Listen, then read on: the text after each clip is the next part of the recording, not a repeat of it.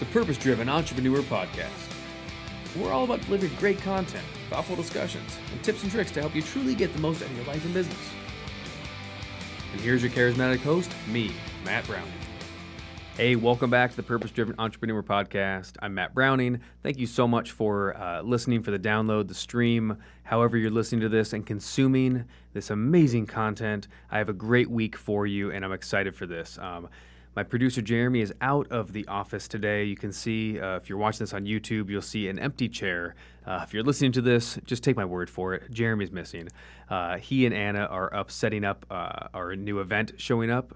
We have an event called Influence coming up tomorrow. Actually, as this podcast drops, we'll be in the middle of the event right now.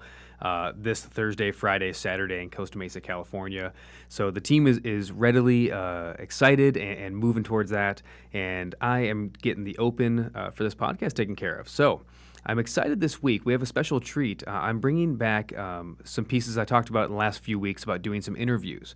And what I specifically am looking for, I was looking for an interview with an entrepreneur that has interesting backstory. So I went into with a friend of mine named Bob. Bob Donnell is just a phenomenal human being. He's been a dear friend. I've known him since 2010, so we're about 8 years in a relationship, in a friendship relationship. We've known each other for a while, and he's a coach. He's a leadership trainer. He is an interventionist, I think I would probably call him that. One of his greatest skill sets is in intervening for people on their behalf. Whether it's at the highest, most acute, severe level, like a suicide intervention, or it's helping people intervene for junk food changes or habits or lifestyle or whatever it may be. Bob's amazing at that. So he does that really, really well, and I'm excited about this. In our interview, I pulled out our direct easy for me to say. The direction of conversation went a few different ways. We cover some interesting things like how do you really not just build a rapport, but how do you go beyond rapport and really connect at the deepest levels with other humans you interact with. So we even talk about the right ways to get into networking and connection. What do humans really crave? And he's an expert in that category as well. The biggest thing we get into is how do you change patterns, habits, behaviors that the kind of ones that we've been trying to change, but it just doesn't seem to work. So we get into all that and more during the interview. We also have he's got an amazing story. He moved. I don't want to tell you how many. You'll listen to the interview to find out, but it was something like 20-something times just throughout his school age. Right through elementary school, he moved dozens of times, and how that is an origin story. Right. How it actually plays into who he is, who he became, and what he does for a living. And you'll hear his story about what does he value, what does he believe about success, and so forth. And we're going to really pull the curtain back on a very, very interesting human being and a very interesting entrepreneur, and we're going to learn some of the patterns of success. He's also an old friend of mine, so we just chat back and forth. Strap in, get ready. The interview goes just a little under an hour, and I promise you this might be a multi-segment listen. It might be 2 work back, maybe 2 work again. I don't know. Maybe you listen to it on 2 different treadmill runs. Maybe you're like me and you fall asleep to a wonderful podcast with a 15-minute sleep timer at night. If that's you, sweet dreams, pleasant thoughts. I'm glad that my voice is the last thing you hear before you nod off for the night. I'm glad that I get to be a sleep aid for you. So however you're listening to this, enjoy it. And here is my interview with Mr. Bob Donnell. So here I am with Bob Donnell, the Bob. Bob, man, when you walked in, so we should have had the microphone on. Yeah. When you walked in, I haven't seen you in a good, I don't even know, 2 years maybe? Year and a half? Probably somewhere in there. Yeah. It feels like a while, and it's been way too long, so I'm glad we can make this work and come down and hang out in the studio and everything. Definitely. But I was saying we should have turned on the microphone an hour ago because we've just been catching up, and out of the catch-up comes stories and interventions you've been doing and trips and travels and everything. So I'm just excited to have you here and be able to pick your brain a little bit. So in the open, I told everyone about you. So I just want to jump in and my big burning question I'm meaning to ask you. And I know some of your story, but not all of it. When did you really get into this I don't know if you want to call it the intervention business or the coaching business or like, first off, what would you even call what you do? Well, first, thanks for having me on. Absolutely. Matt, has been too long for sure. At 15, my mom was diagnosed with cancer and was given 6 months to live. Right. And a gentleman came up to me and says, "Hey, Bob, what do you want to be when you grow up?" And I remember even thinking then, 15, I'm like, why is he asking me this? I have no idea what I want to be when I grow up. I want to graduate high school. I just want to get through high school, Yeah. right? So you saw my grades. Okay. So I said, why are you asking me this? I have no idea. And he said, because you can learn a product, a service, or an industry. Or you can learn something that will be beneficial to any product, service, or industry. And I said, well, what's that? And he said, human behavior. Oh, wow. He said, if you understand why humans do the things we do or why we don't, you can be beneficial to any product, service, or industry. And I said, sign me up. Right. So I became a peer counselor working with kids my own age, suicide prevention, crisis management. Just became a peer counselor working with a couple different organizations. And this is you like at 15, Yeah, 16? At 15 he asked me that. At about 16 I became a peer counselor. Wow. That's a lot more than I was doing at 16. Yeah, well, it was so cool because they had one through our church, and so it worked out really well to be able to do that. But then at 19, my mom had passed away. She lived 2 years. She had passed away and everything.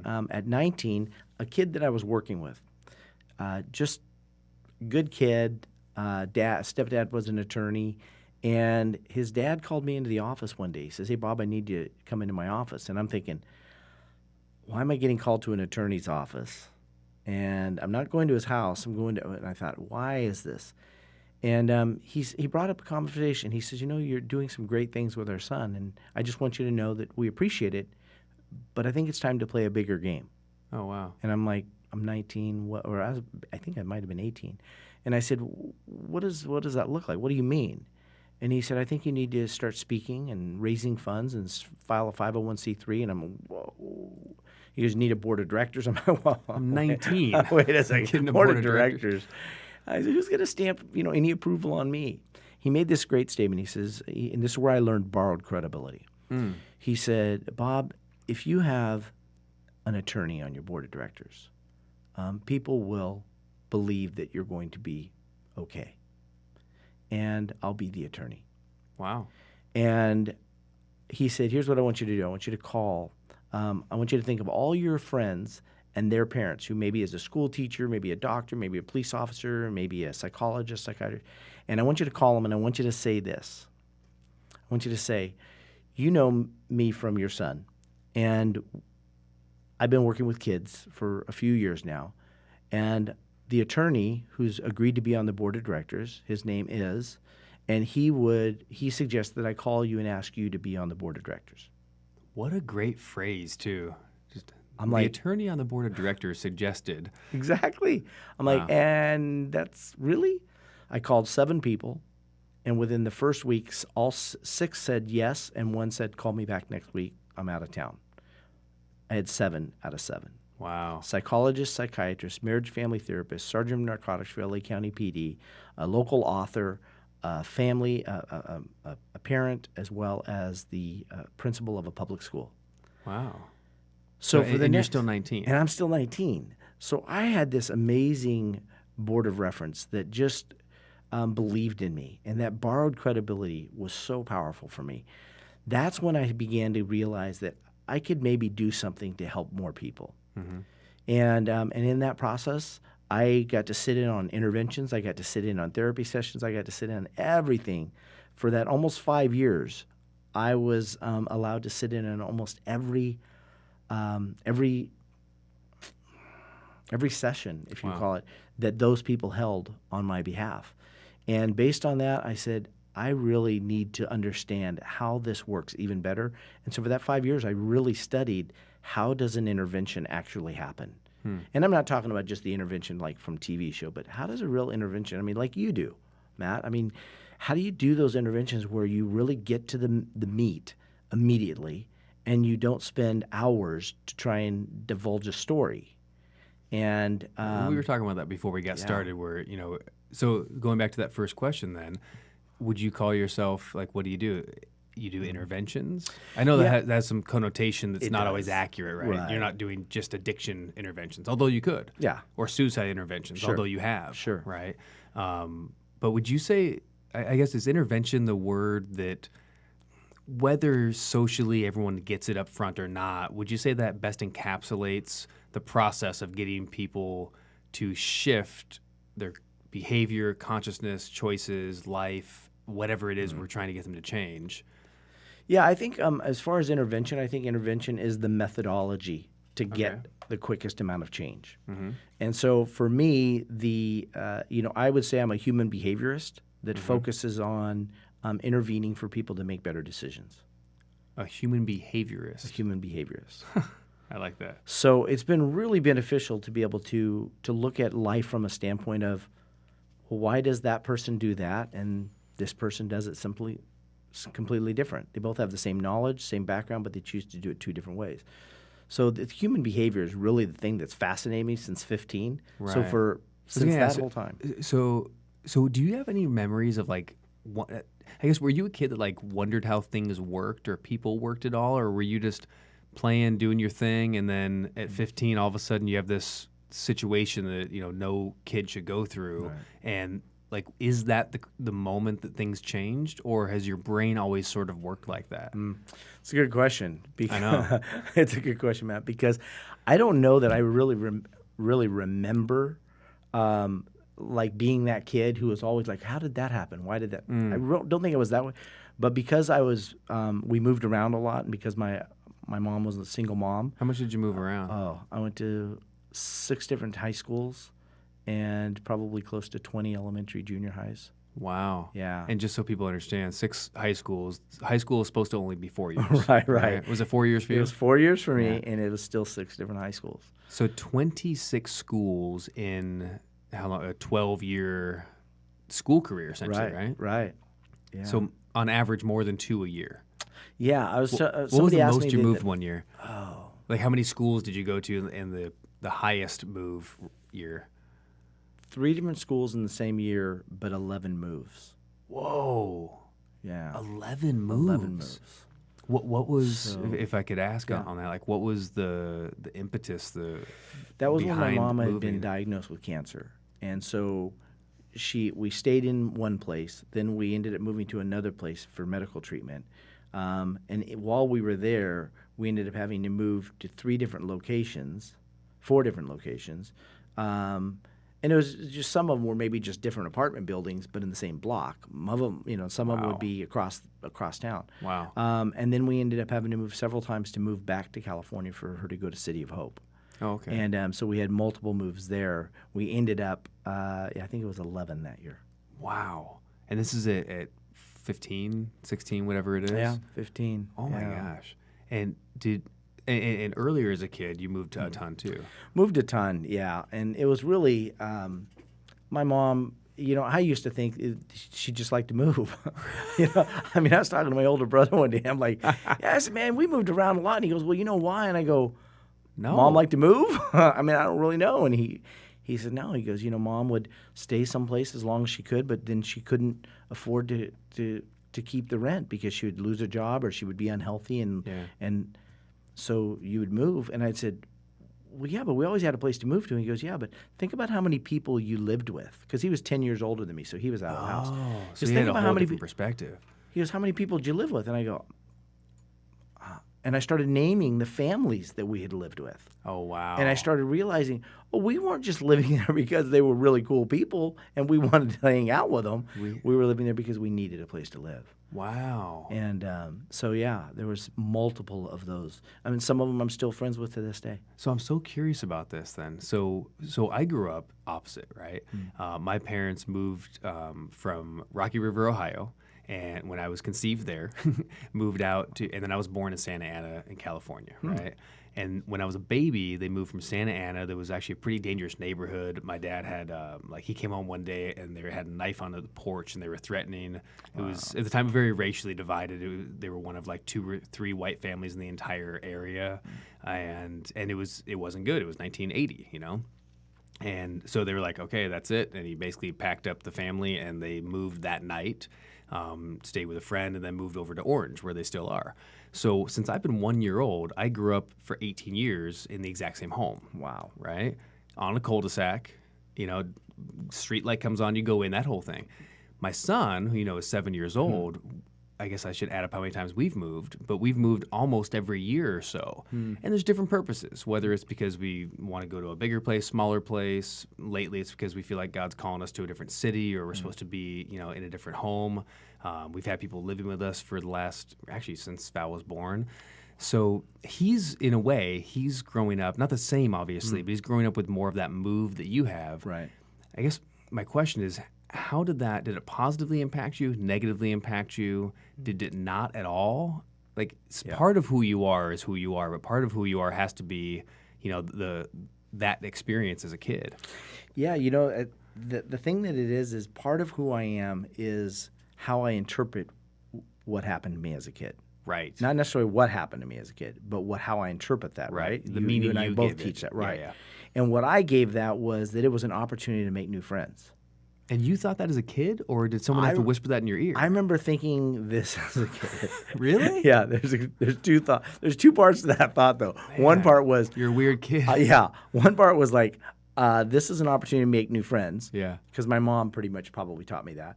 And then the second part of it was, I better learn how to decide who are friends and who are allies really quick. Oh, wow. When I walk into that school. And so you had to assess situations. I learned to assess situations really quick. I learned to look and see who's behaving a certain way, who's sketchy, even as a 3rd and 4th and 5th grader, I remember thinking, okay, so I'm going to go to that group versus that group. Where am I going to fit in? Right. And so it gave me a great understanding of how people behave under different circumstances. Right. I remember one day being out on the playground and seeing this kid who had bullied me and bullied me and bullied me. And we're out on the playground, and I'm eating my sandwich, and I saw him, and I said, hey, would you like part of my sandwich? And him go, yes.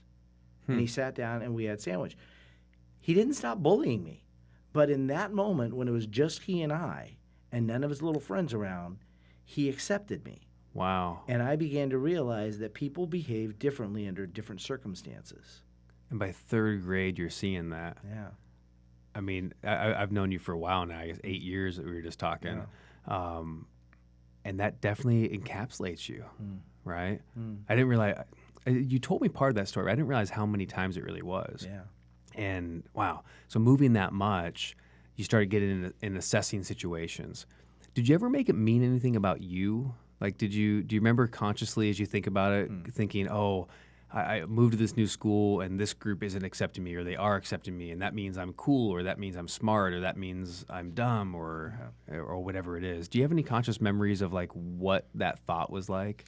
Yeah, I definitely do. I mean, as much as we were talking about it earlier, as much as we would like to believe that we're immune to some of those things, sure, I wasn't. And I would, my mom had the best of intentions by saying, it's not about them. I mean, it's not about you, it's about them, and all that stuff. We know that. But I remember definitely several times when I was being shunned or being made fun of, or because I'm the new kid. I was always the new kid. Every year I was the new kid. And so I remember thinking, at some point it's got to be about me. I mean, I remember thinking, wow. It can't always be their fault. There's got to be something about me that's causing this. The only common denominator is me in every school. In every school. And I remember thinking that, and luckily I had some great people around me that said, yeah, the common denominator is you're always the new kid. Right. And so it makes sense that you will always be the one that has that problem. But I remember looking at it thinking from the standpoint of, man, I just want to be accepted. I just want to have friends. I just want to make a difference. If you take a Brandon Burchard, comment, sure. Just that thing. And I thought, if I want to make a difference and I want to have friends, then I'm going to have to be accepting of the right people and not accepting of the wrong people. And so I had to start distinguishing, how do I decipher good, bad? How do I decipher effective, ineffective? How do I decipher accepted or acceptable and non-acceptable behavior. Yeah. And once I started doing that, then it became really easy to draw the distinction. And that's one of the things, that I talk about now so much is we've got to be able to draw the line so that they can fall in or fall out. People around us, right? You mean? The people around us, but we have to draw the line. And what is that line? The line is behavior. And so I started looking at that from a standpoint of when somebody behaves this way in public and then behaves this way in private, I'm probably not going to be a good fit for them. Right. Because I try and be pretty much the same way, and I get a lot of flack for that. But I think I had to realize then that I have to look for certain identifiers, criteria, if you will, certain identifiers for people. So that's what helped me. So what's important to you then? Like when you today, right? You're what, 29, 30 or so? Yeah, give 31. or take. 31. Yeah. Oh, that's perfect. Younger than me, man. Good for you. You look great. Thanks. You look great. But being, years later, looking back at all those experiences, what are some of your criteria like today? What's important to you in choosing a relationship? Because, one of the things that I would have talked in the open a little bit about you, that obviously you're a tremendous strategic interventionist. You're one of the best I know at helping people to change patterns and behaviors. You're also one of the best people I've ever met to connect with people. And every time I sit with you, Bob, I feel guilty. Why? I feel guilty because I talk about myself. Not at all. Because what happens, like right, we're sitting in the office, and you just naturally are always, how are you? What's been going on? How's Lola? How's Val? Tell me about the most exciting thing that's happened. And you always are so curious about people, and it's not often you see people. So I try to emulate that and remember, right, that as often as possible. And I think of you, I channel you almost, right, when I'm with someone. I go, oh, yeah, that's right. I don't want to relate it back to me. I want to know about them. And I am curious, but you seem to have this innate curiosity that's either I can't be put on because you just do it too often all the time. Have you, again, always been like that? Because do you think since third grade, like, did that help you to fit in and connect, or was it a thing that you learned as you got older, or like, where does the curiosity about other people, and then B, the ability to connect with virtually anyone? Well, first, I want to say thank you for that acknowledgement. That probably means more to me than anything else. No. If I can truly connect with people, that's the focus. The second thing is, I would say, third grade, I started realizing that I better figure this whole people thing out. Right. When I became 15 and I was asked that question and talked about human behavior, it was like, oh, that's what I was doing. Oh, that's how I was figuring out who would be a good friend, who would be an ally, who would be an opposition. And it really was at that time, but I just didn't realize it then. But now some of the same criteria, it was funny because I teach this process called criteria, and we develop a criteria based on our friends, for our strategigic partners, our clients. I have the same criteria for all three of those. Oh, that's brilliant. Yeah, so strategic partners, friends, clients. And clients.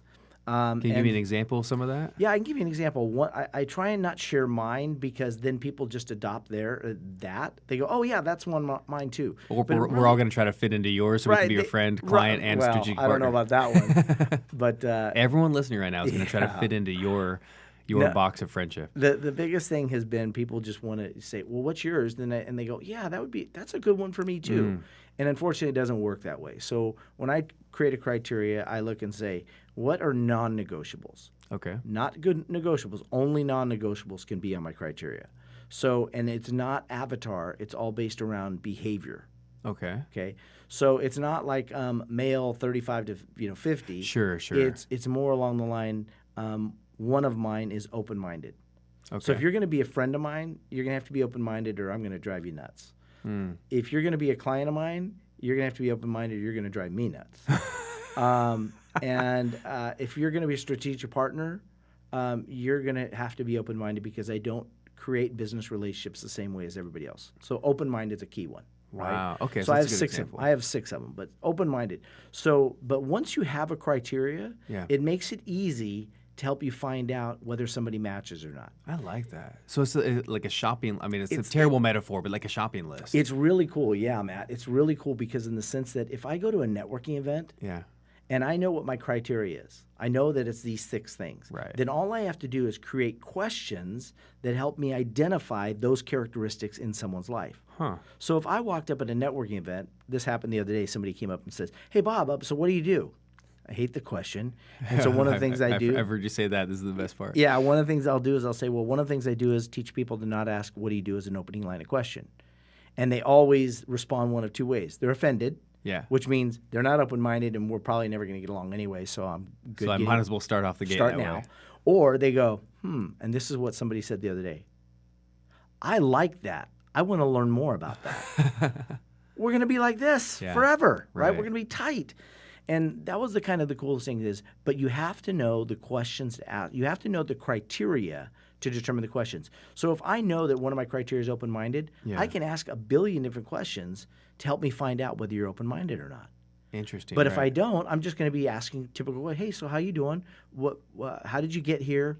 What brought you here?" Really nothing. Or the worst question is, "What do you do?" Right. What do you do? It just tells you what you do. It doesn't tell you anything about them. Well, and they're either a networker, which means they're going to pitch you their elevator pitch, or Right. they're not a networker, which means they're just going to tell you, "Oh, I'm a lawyer." Sure. Oh, that's interesting. And what does that do for you, right?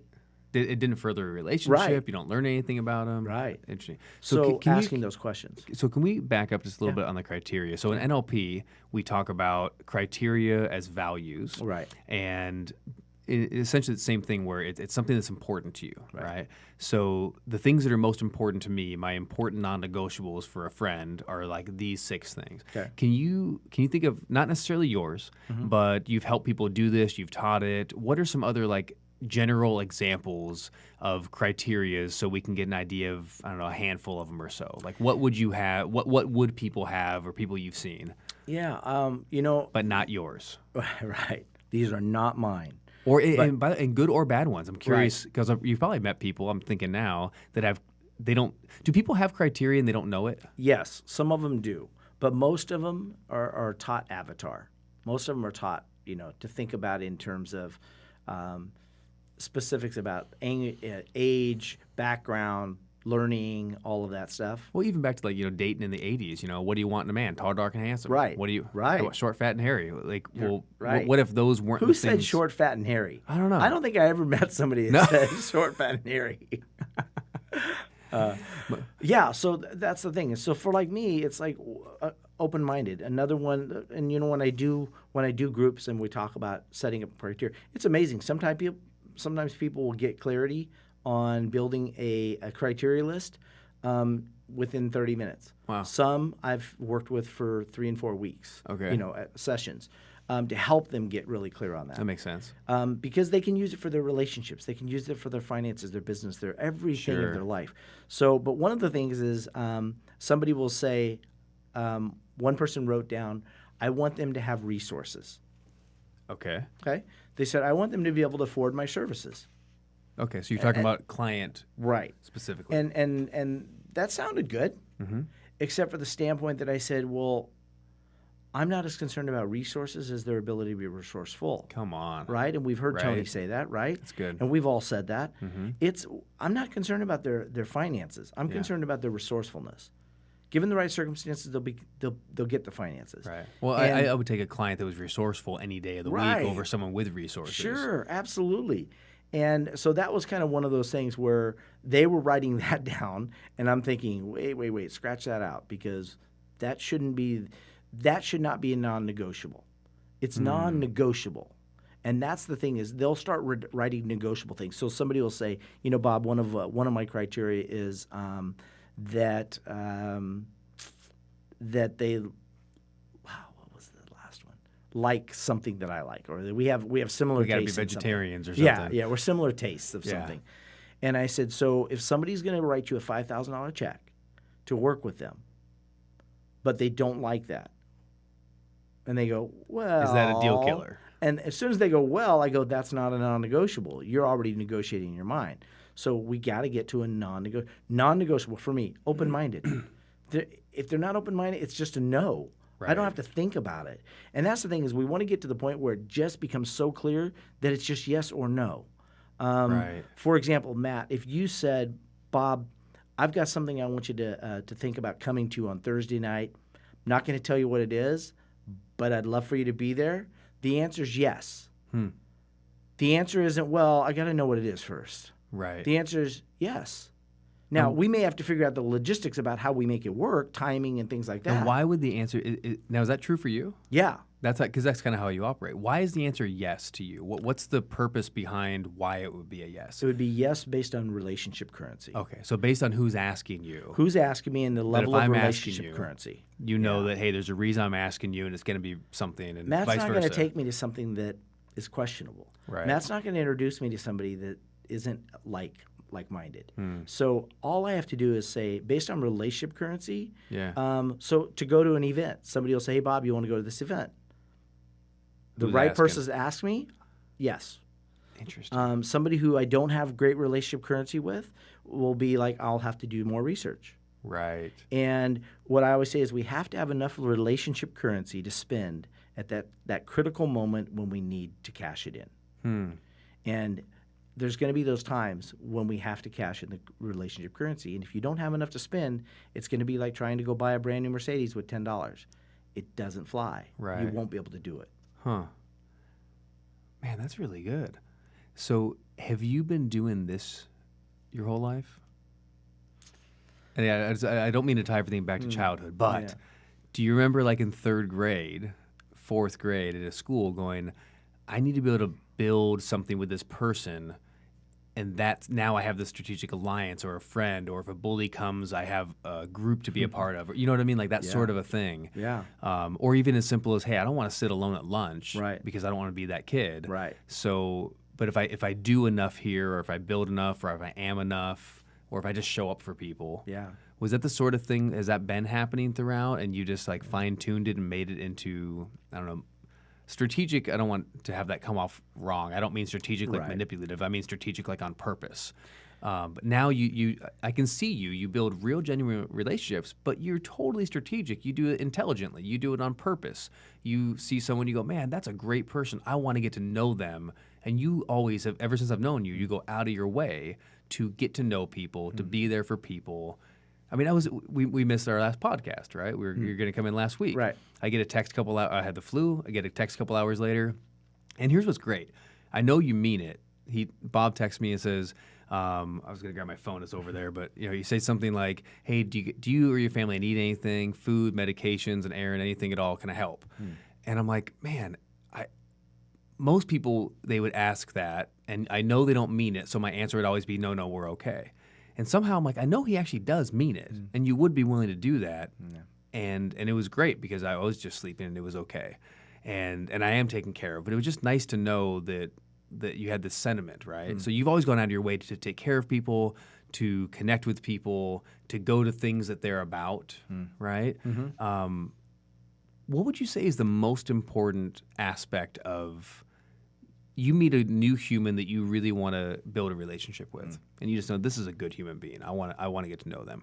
What's the most important aspect of starting or building a relationship with someone? Well, I think the quality of your connection will always be determined by the quality of questions you ask. Okay. So are you asking good questions? If I want you to say 5 and I keep asking what 2 + 2 is, my problem, right?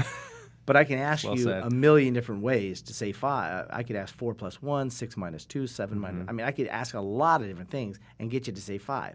Right.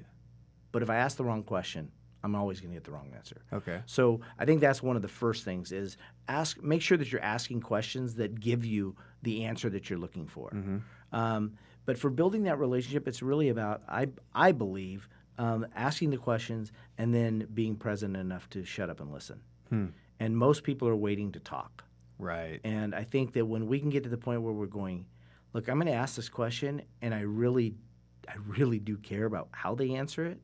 And I think when you have a criteria, this is one of the trainings, when you have a criteria and you're asking questions to find out if they match that criteria, it requires you to be present to hear their answer, because it's going to depend on whether they're going to be strategic partner, ally, or a client. Right. So I think one of the things is asking the questions, asking better questions, and then being totally present to hearing them. And I think probably another caveat to that, or another piece to that, would be not acquiescing to your environment but being true to who you are at that moment. Because I know a lot of people that walk into a situation, they meet somebody, and then they're like, okay, how do I make them like me? That's the wrong question. Mm-hmm. It's like, how do I get to know them? Mm-hmm. How do I get to know who they really are? That's what matters, not whether they like me or not. And I think, I've built some great relationships from that philosophy alone. Just saying, I'm not here to get you to like me. I'm here to get to know you. Mm. And do you find that? So I love it when you said not acquiesce into your environment. Mm. What do you mean by that? As far as like, what kind of environment would you find yourself in that you might behave differently, right, than how you want to? Is that what you mean? Yeah, I mean, it can be that. It could be like if you're talking to a very influential person. Yeah. So the other night I was. That's when I get choked up. Is right? it? Yeah, like I think there's different levels of unconscious like coolness or influence or something, right? Yeah. So if I got the President of the United States, well, maybe that's a bad example right now. Delete the comment, forget it. But whoever it is, right, the most powerful person, or a certain celebrity, or a business owner, and I find, oh, you make this much money, or you created this size business or something. Maybe I might think, oh, now unconsciously this person's up here. And not that I think they're better, but there's this bigger impact, bigger influence. Maybe it's they could affect my life more, Right. or I don't know exactly what that is. Yeah. But I'm sure you've seen people act differently around different people. Definitely. Right? If they have no idea who you are, someone could sit next to you and they're like, "Oh, hi, guy in the bus stop." Right. But then they find out you're Bob Donnell and you've done all the things you've Or done. Matt and- Brauning. right. Right. But yeah, I mean, you just came back from a European tour where you were speaking. Who were you speaking with? Which branch of military? Army. Right. Speaking on 3 different bases. 3 different bases in the Army. Like you're out counseling, teaching. It's incredible what you've done. You went out after the Vegas shootings. You were telling me, and that was off air. But just to go out and you spent 4 days just going out and just being with people, right? Because people needed someone to be with them, and you just found people who needed that, and that was it. Yeah. So you got a guy like you that. I mean, you're all over the place. You've been doing this for years. You've worked with the best people and the celebrities and all over the place. But meeting you, you're very unassuming, so you wouldn't know you from anyone else. Do you think, have you noticed watching people that they act differently if they know who you are or they don't know who you are? Not so much with me, but definitely different people. Yeah. You bring up that it's such a great point, because when I talk about not acquiescing to that environment. Yeah. It reminds me of a story with Will Smith. Okay. I've been around him 3 times. Have you ever heard this? No. No. I don't think so. I've been around him 3 times, and all 3 times he was just the absolute, this is exactly who he was. I loved it about him. And I remember I was at the Grammys, and we're in the green room, and there were a bunch of these rappers that were there, and most of them were one-hit wonders. I mean, most of them had never been and never will be back again. Right. But they were sitting there, and they were all posturing in the room. They all had their dark sunglasses on and their trench coats, and I'm looking at them, and I'm thinking, are these guys joking? They're like on stage inside in a green room. I mean, there's nothing here. They're posturing against each other. There's nobody else here to posture with. And I thought, this is just really a joke, and I wouldn't want to be in this room before I walked on stage. And it was the day of rehearsals for the Grammys. And I remember the door opened and Will Smith comes walking in. And he literally walks in and walks right up to the first person he recognizes. Hey, man, how you doing? Gives them a hug, shakes their hand. How you doing? What's going on? How the family? And then he walked to the next person and goes, hey, how you doing? Will Smith. Stuck out his hand, introduced himself. He didn't need any introduction. Within 5 minutes, him doing that, he did that with everyone basically in the room. Wow. Within 5 minutes, the people that were posturing, their hats were off, their sunglasses were off, their jackets were straight, and they were standing at attention, because he did not acquiesce to the environment. He made the environment acquiesce to him. Come on. And he was brilliant at it. And I've seen Wow. him do it 3 different times in 3 different ways in 3 different places. And he's great at that. And I think one of the things is when we get to that point where we're so comfortable with ourselves that we walk into a room and the room changes because of us. Right. We don't change because of the room. Right. And so when we're having that conversation with somebody that we really want to connect with, we don't change to become them. We let them change to be a part of a conversation. And I think when I walk into a room and I'm talking to somebody, it can be celebrity, it can be famous or not famous. The bottom line is this is a human being that I know the number one thing they crave more than anything else everything they're putting up their nose, everything else. I know the number one thing they're craving is connection. And when I get really clear on that, then all I have to do is focus on walking in the room going, how do I make this person feel like I see them, Right. that I love them, and I really do care? And that's all that matters. And that can be a celebrity, professional athlete. That could be the President of the United States. It doesn't matter. If you walk in with that principle at mind and that's the forefront, it's a done deal. So how have you do that well? How have you been able to do that inside yourself? Like, do you ever feel different when you're, like you said, you've connected with all sorts of different people at celebrity level. Do you feel different when you walk into the room or you're connecting with one of those people versus whatever the opposite is, I guess, a relatively unknown person, but it's still a great person? I feel like maybe, I don't know, for me, maybe it'll be a few seconds it would be there, but once you break that first moment, that barrier, all of a sudden you're like, I'm just sitting here with a human being. Right. Is that how it is for you? Or did you have to train yourself to do that? I definitely had to train myself to do it. I think I had to train myself to do it, and I still have to retrain myself to do it. I don't wait till I'm in the room to decide that. Okay. I decide that when I'm in my car getting there. Right. And then when I pull up, before I get out of the car, I'm like, who am I meeting? Another human being. Right. Okay, and so what are they craving? Right. They're craving connection. So how's the best way that I can help them feel connected to? Then I walk in the room. Wow. So I think it's setting yourself up to win. In Mastering Your Inner Game, one of the pillars is setting yourself up to win. Can you do that ahead of time so that you can win at game time? Right. Or are you waiting till game time to show up and practice? That's not going to be good. Wow. So you decide before you go somewhere. You decide before you interact how you're showing up, what you're going to focus on. I love that. Well, it's going to boil down to whether the message gets conveyed. It's going to boil down to the method, the message, or the messenger. Right? The method, the message, or the messenger. So whether I stand up on stage and speak, whatever it is that I'm trying to convey, it's going to boil down to the method, the message, or the messenger. Okay. Standing on stage, using a mic, not using a mic, handheld, lavalier, all of that stuff. The method, standing on stage, using PowerPoint, not using PowerPoint, all that method, message. What is it that I'm actually saying, and is it conveying correctly? And then the messenger, how am I showing up? So whenever I'm going to go meet with somebody, it's always going to boil down to those three things. I want to make sure that I'm monitoring my method, monitoring my message, and using the right method and the right message, and then I'm showing up correctly. And have you seen people getting one or two out of the three correct? What's something you myself included? Oh, sure. Well, what's something you might notice if, let's just say, if I got the method of the message right, but the messenger was off? What might I expect? Probably it's going to boil down to the way they show up in tonality. It's gonna boil down to maybe they're not dressed appropriately for the event that they're at. It might show up in ways of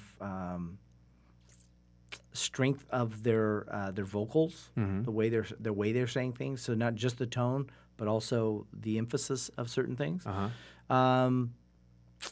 What if it was the other way?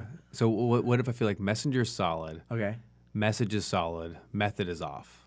What will show up? Yeah. Typically, if the message the method is wrong, it'll be like somebody who's standing in front of a large audience and they're speaking in a really soft voice. Okay. And they've got no microphone. That's going to be the equivalent. So people are wanting to hear. They're wanting to hear. They're wanting to engage, but it's like they're having stumbling blocks. Yeah. Or look at Facebook posts. You put a Facebook post on, right? And you get no interaction. Oh. Well, was it the method? Was it the message, or was it the messenger? It was the algorithm. It was the algorithm. It changed, I heard. and there is truth to that. Yeah, but again, that's going to boil down to the method then. Yeah. So you're trying to get a message out on something that has an algorithm that's changing on a frequent basis. Right. That's the method. Right. It's not the message. The message is still solid. The messenger's still solid. That's interesting. I mean, just to take it back to that. So, I mean, how many of us, me included, right? I'm looking at, sometimes I'll put a Facebook message out or a live or whatever, and you look at low interaction, and I think, oh my gosh, I still might think, is there something wrong with me? I should change how I'm showing up. I should be more like this. I should be more like that person. Or was this a good message? Was this a bad message? And it literally might have been the method of doing it. So I've been playing with things like, the time of day it goes out and little things like that where I go, oh, the difference on engagement, I don't need to change who I am. Right. I don't need to change my message because my voice needs to be heard the same way as everyone else does, in the unique way that we are. Right. Right. The world doesn't need 100,000 more Tony Robbins Right. or Bob Donnells or Matt Brownings or whoever it is. Right. Right. They need one more of you. Right. Right. And that's it. Yeah.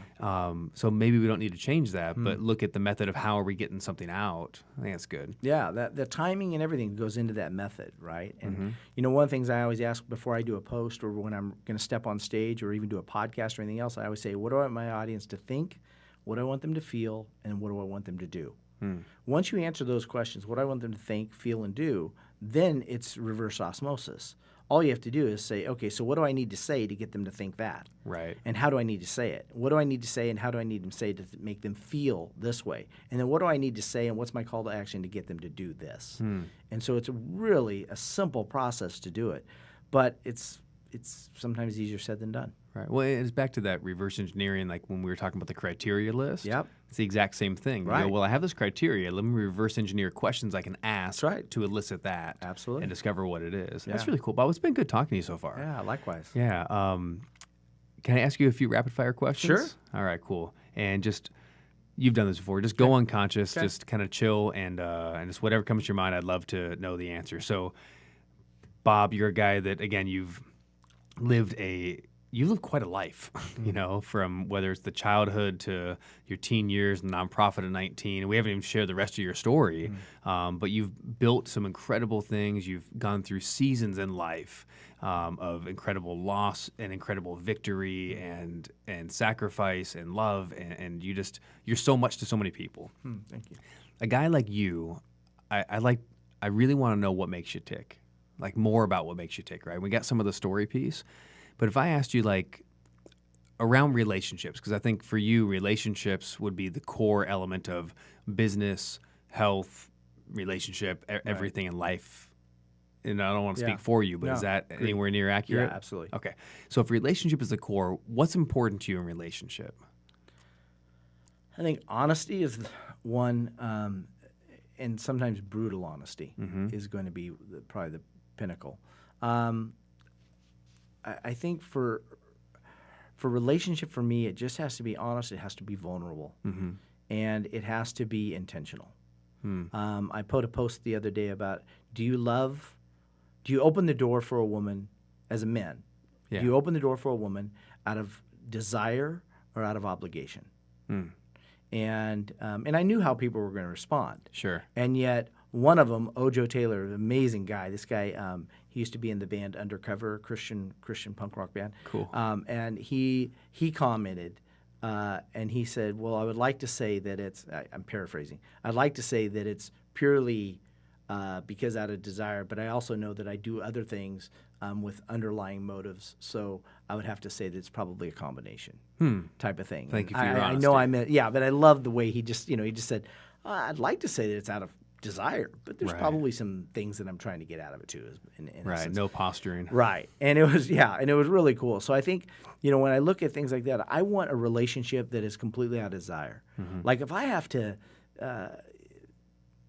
make someone feel guilty to show up, or I don't want that. I don't even want, and I don't want to have, like, Next Level by Association. We've never paid somebody to come and be a guest of honor at Next Level by Association. Right. And this is can you tell people about the Next Level by Association? Yeah, I host it once a month. It's a private dinner that I host. It's in a secluded room, and nobody knows where it's going to be until the day of.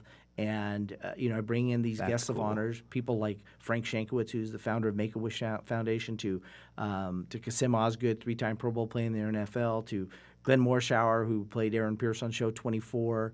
All these people, they come in as my friends. Keith Ferrazzi, who wrote Never Eat Alone, Who's Got Your Back. They come in as my guests, and they sit down and they have dinner with us. Yeah. And they share where they are, where they were, where they're at now, and where they're going. Sure. And so it's at those moments, it's like, I've never paid somebody to be a guest of honor there. Right. I've never had to pay a celebrity to show up. Yeah. And I've only been asked once. Huh. Is there a fee? And you've been doing these for how long? Like 4 years? 8 years? 8 years now. We're in our 8th year. And I've never been asked, except one time, and their answer was just is there a speaking fee on this? And I said, no. because you're just my guest of honor to, and they're like, great, I'll be there. Right. What time? Yeah. So it wasn't a posturing. It was, is this just I just a want to question? understand the structure of what we're doing. And I think that's one of the cool things. So I want people, relationship for me is really important because it's desired. It's something that's mutually wanted. And there's times when I think they're going to be unequal. Right. I think there's going to be times when I'm going to demand and need more of you, Matt, than you need of me. And then there may come a time that it flips, where you need more of me than, or I need more, or you need more of me than I need of you. Sure. So I think looking at those kind of relationships are the things that really trigger me. But it's really about who's the person that I'm sitting across the table with. I mean, we've had, several years now that we've gotten to know each other. We haven't spent nearly as much time as we, you might want to at one time or another. But when we've connected, we've connected. Right. And I think that's the thing is when I sit down with somebody, can we connect, regardless how much time has lapsed, and regardless of good, bad, or indifference. I mean, one of my friends, Wesley Goo, Wes. Wes is one of my dearest friends, and he and I can disagree and disagree and disagree. And to the point, you know him, and definitely love him. And we can completely disagree, and at the same time, at the end, we're just like, "I got your back. Yeah, I love you." And that's real relationship, that you can actually be safe to express yourself, safe to believe what you believe, and not have to guard. Right. It's like, we can have drastically different opinions on two things, and we can just sit and talk about it. Because I don't have to worry about anything, honestly. Right. So is safety important in a relationship? Oh, yeah, absolutely. For me, yeah. And I think the different level of relationship is going to require a different level of safety, vulnerability, and all that. I love what Brene Brown said. She says, be vulnerable with those who qualify for your vulnerability. That is so good. I love that when she said that. And because we're this big thing, if I want vulnerability, you want vulnerability. But let's be honest, there's some people you should not be vulnerable with. And that's okay. And it's okay. Yeah, I love that statement. How many people have we met? I mean, for me, like I can just keep on the faces keep popping in my head of clients and friends and family and people that have expressed something like that, like, oh, there it happened again. I'm trying to be vulnerable and they just ripped my heart out. This person hurt me, and you think, wow, that person wasn't a trustworthy person with your heart. It doesn't mean you have to guard it, but it does. Bible says guard your heart, and I don't think it means be scared and weak-minded. I think it means be intentional with where you put it. Right? It's such a different place. Yeah. Last couple quick questions and we'll wrap up. When it comes to business, what do you believe it takes to be successful? We have to figure out how we measure success first. If we're talking about money and everything else, I think it's completely different than how you and I would what do you call it? Success for me is being that person that I get to be exactly who I'm supposed to be, and called to be, and that generates rewards that are beyond monetary. So for me to be that, I think what it requires is a great support team of people that will call you on the carpet when you're not doing that. The classic board of directors in your life. Yeah, the board of directors in your life. And I'm blessed that I have some great board of directors in my life. Sure. And I know you are too. So we're very blessed. If you look, there's a lot of people that don't have that good of board of directors in their life. They've got some self-sabotaging board of directors. We're blessed in that sense. So I think that is probably paramount. I think another thing for business, I think it really boils down to a clear vision of what that business is about. We talked about my friend who worked at the White House and with Dr. Graham and stuff. And, having a clear vision of what this is. Could you share that real quick? Because that was before we started rolling tape. Oh, okay. Would you mind sharing just that piece? Sure. I just won't use her name because I don't have permission. That would be tremendous. But she worked at the White House. She worked for Dr. Billy Graham. She worked for Robert Schuller, and just really powerful people. And I called her one day and I said, I'm really struggling. And I said, I don't know how to deal with some of the negative. The more visible you get, the more negative you get. And I was doing a lot of Facebook Lives. I was doing a lot of stuff then. Yeah. And I thought, you get all sorts of comments and trolls and positivity. Crazy, yeah. But crazy comments like, there's no truth to it, and yet it still cuts you like a knife. And I remember just Well, it's the people that know you have all these great comments, and then one Right. person who has no idea who you are, that Right. you're not even friends on Facebook. Right. They're Right. like, what? It's exactly right. Yeah. And so I called her and I just said, how did these three great leaders, how did these three great people do things? How did they handle this? And she goes, oh, that was simple. I'm thinking, simple? Really, those three prominent figures, they probably got arrows and everything all the time. Right. How did they deal with it? And she goes, it was simple. They all knew what their mission was, and anything that did not contribute to furthering their mission Yes. was just considered noise. They Wow. just didn't exist. And I thought, wow, that's a great principle. Now, can I do it? That was the trick. Yeah, right? let's apply that And now. I'm applying it, and I'm getting better at it. Yeah. But it's still there. But I think that if we can get really clear on that mission. So you're doing great with the microphone. Just leave it. That's all right. Really Right clear there. on that mission. Yeah. And then we can say, okay, anything that does not contribute to furthering that mission is just not in my vocabulary. Right. That's so good. So you could almost say, that to the extent that you can be distracted by noise is the extent that you're not, whether it's clear enough or a big enough vision. I don't know if that's fair to say, but Yeah. like instead of focusing on the noise, if you're going to be distracted by noise, focus on working on the vision. Make it bigger, make it wider, make it clearer. Right. Right. Make it Dive more into emotional. Yeah. Right. So you'll do it even when it's not comfortable. And that will get rid of the noise by itself. That gets rid of the noise. Yeah. That's great, and I think that's a great nugget to end on. Bob, thank you so much for making the time to come in today. I really appreciate you rescheduling when I was sick last week, caring about me, and just stopping in. And it was great to catch up for the hour before we roll tape, and then and this hour has been awesome. So, thanks so much, Bob. If Thank we you, want to Max. find out more, I want people to connect with Bob Donnell. Where do we find out about all things Bob Donnell? Okay. Everythingnextlevel.com is the website. They can go to bobdonnell.com, and then really Facebook. I'm all over Facebook. All over Facebook. I do a lot of lives. Bob is things over like that. 30 years old, so he's all over Facebook. Right, me too. I'm over 30. I'm all over Facebook. That's the truth. And so you have like a Bob Donnell page, I have a profile, Bob Donnell and stuff? page and a Bob Donnell profile, and It's 2 N's, 2 L's. 2 N's, 2 L's. All right, so Bob Donnell.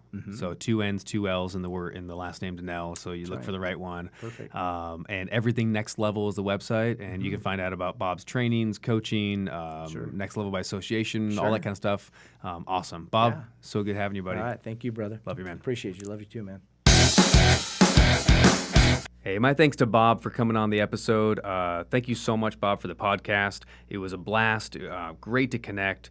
As we said in the interview, we sat here for a good probably hour and a half before the interview, and I kept saying to him, like, I should be rolling tape by now. There were so many great stories, and we were just giving stories back and forth and having a good time catching up. I love doing these interviews with old friends. It just makes it so much easier. So I hope that interview was interesting for you. The things I want you to really think about and look at taking away from the time we spent is a couple of things that I'm always going to be looking for when I interview someone. When I look at an entrepreneur, I want to break down the patterns of their thinking, their feeling, their passions. I'm going to be always trying to get at people to understand what are their motivations for why they do what they do or how they do what they do. This ties in with my new book coming out. It'll be coming out this summer called The Firebox Principle. If you haven't heard about this yet, I'll be talking about it more and more as the weeks go on. The Firebox Principle, subtitle is The 7 Drives That Fuel Every Entrepreneur.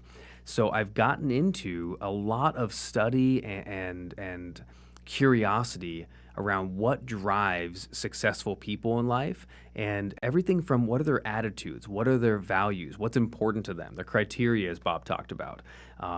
What emotions and passions drive them and move them forward, and what thought processes do they go through that get them stuck? How do they get out of it? How does their origin story connect the dots to who they are and who they've become? So there's a lot of really interesting takes and ways to look at these entrepreneur people that the bigger the names, sometimes the more intrigue. My job is I'm going to start in this next season here, really getting anyone who will take the time to sit down with me someone I know, someone I respect, and someone that I think you should hear their story. And if it's someone that I believe has really valuable skills and valuable learnings as a result of the stories they've been through. I want to bring those people on for you. That's the whole purpose of the main podcast moving forward. And then whenever I can, if you already listened to the bonus episode, if you haven't, go back. The one before this that dropped on Monday is the bonus episode. And what I did is I always go live on Facebook to record our bonus nugget teaching, Mondays with Matt.